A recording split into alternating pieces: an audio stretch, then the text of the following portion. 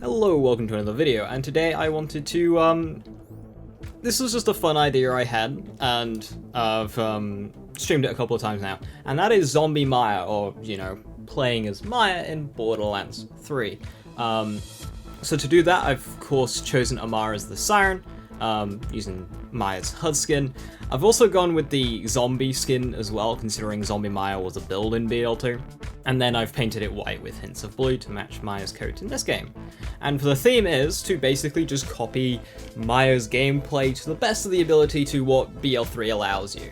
So I've gone with some burst fire Sandhawks, are all on burst fire, and that's the main weapon, because of course we think Maya, we think the zombie Maya build, we think Sandhawk. And then, you know, Phaserk is the closest we kind of have to Legendary Siren, gun damage and cooldown rate, it's Piss Grenade to act as slag, it's a debuff. I've gone with Terra Ammo Regen to sustain the Sandhawk, which means the Revolter's not going to be active too much. If I start getting battered by enemies, it'll trigger, which is a nice boost, but it's not actually up that much of the time, so really the shield could be anything. And then just accompaniment to help the Sandhawk itself. I also just have a bunch of weapons to try and mimic BL2 ones, like Light Show to mimic the Tatler, Herald for Herald, Hornet for Hornet of course, all that good stuff.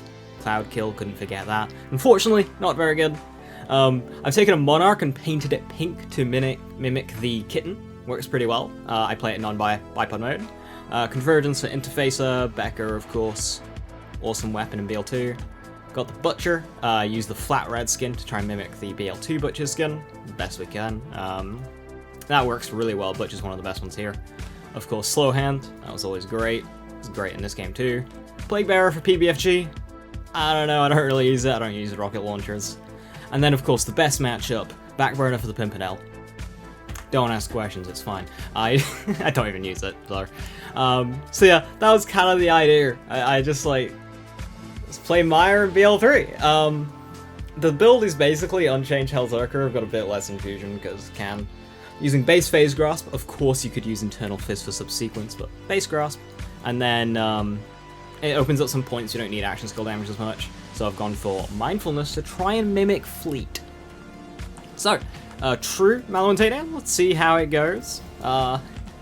It's quite a bit of fun. It's not exactly like, it's not going to be peak clear, of course, you know, more of a theme setup. Just kill you, get my Terra stacks rolling, so we can actually get some, set some bullet regen going, because the Sandhawk is so hungry on ammo. Alright, these enemies are going to be a bit tough up here, because we can't get full damage on them, too far away, but once we're into the takedown, it'll be just fine. Of course, I've gone Terra Cryo, since we're doing Terra anyway, which I suppose fits the theme of zombie Maya. Come back from the dead, revived her.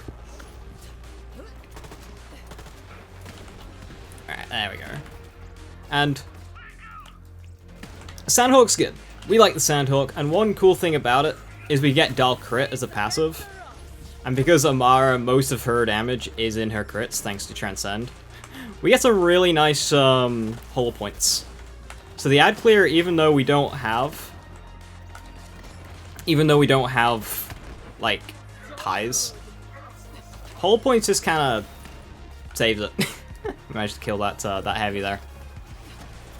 Right, on to Kraken. Kraken can either go really well or really clunky. That one went really well because of hull points, as I was just mentioning.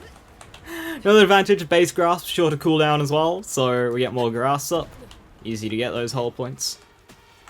And yeah, that's the first segment done. Works very surprisingly well. I'm a big fan. Of course, Burst Fire Sandhawk is not really something you particularly think about using, but yeah, it's fun. This game, it just lets you do the meme stuff really well, which I'm a big fan of. There we go. Now, one thing that's worth keeping in mind in this game is burst delay can only be affected by like a few things. It's weird. Right, I'm gonna go with the corrosive one here. It's just next to Mags, not Terra Cryo, so I have to use my Phase Grasp there. But yeah, we just get our action skill back so damn quick. Because the base Phase Grasp has just got such a fast cooldown.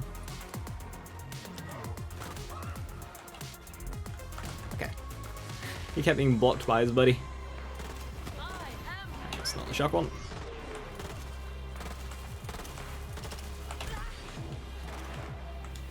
Please don't eat me. Thank you.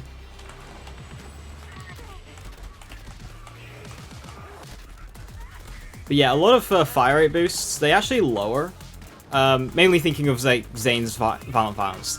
They lower burst fire delay, which is really not good.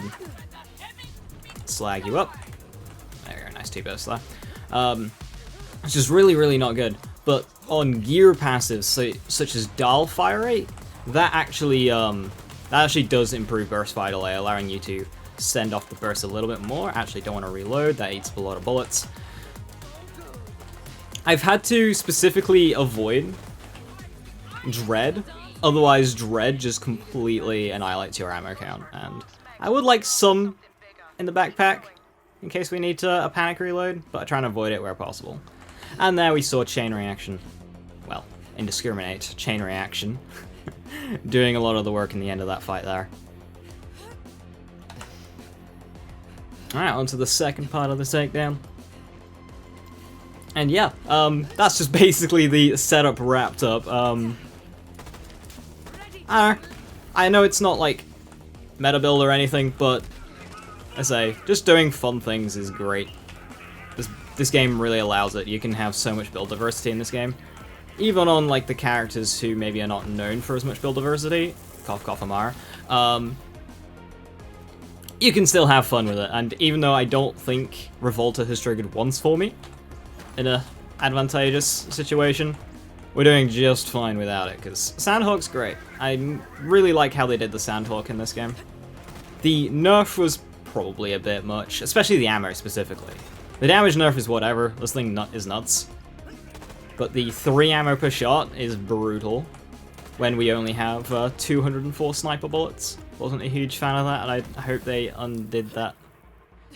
Because it means now the only way to really use a Sandhawk is if for like a 5-second DPS burst, or just bypassing ammo entirely and using ammo regen through Terra or cut personal launch pad. There we go, it took me a while. Right, make sure we keep the grass rolling to keep the Terra up. Don't want it to drop, otherwise we just run out of bullets. How do you survive that? Alright, over the shock one, since we've got a bunch of robots right now. 2 per stub badasses. Not bad.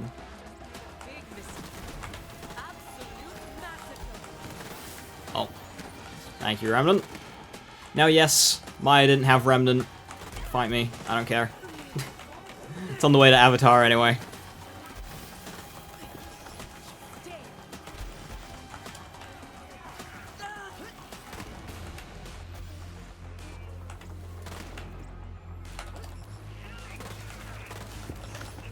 Is everyone gonna get that one? Yeah. Who's around here? Oh, heavy. Ah, Hollow Point is so satisfying, it's great.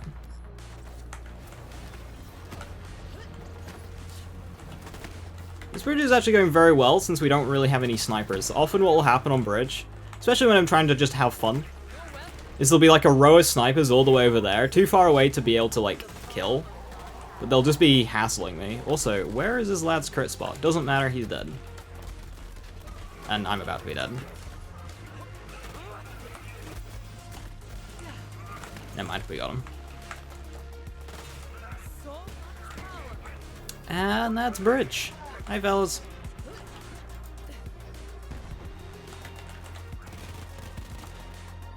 The MP5 doesn't really mimic anything in Build 2. I'm addicted to having it in slot 4.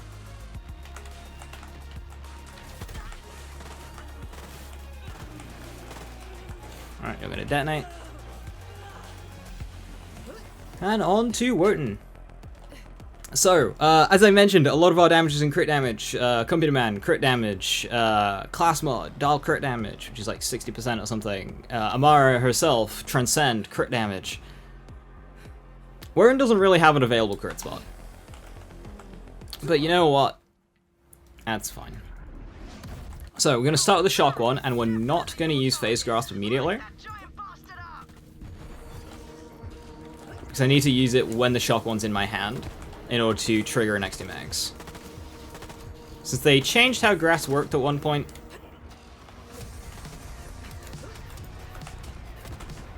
instead of having to wait for the action skill to end entirely, it just triggers the AOCs immediately. Which doesn't really make sense, but it's a really good addition just for flowing gameplay. There we go, chain reaction, giving us a big damage burst there. So even without ties, it can still be better to shoot an enemy next to the boss, rather than the boss itself. Good old siren fashion. Alright, pop you. Also, that's a lot of incoming damage. It's not very polite.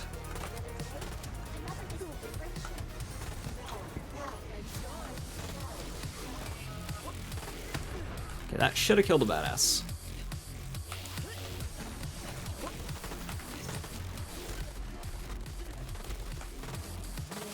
And there goes Wharton.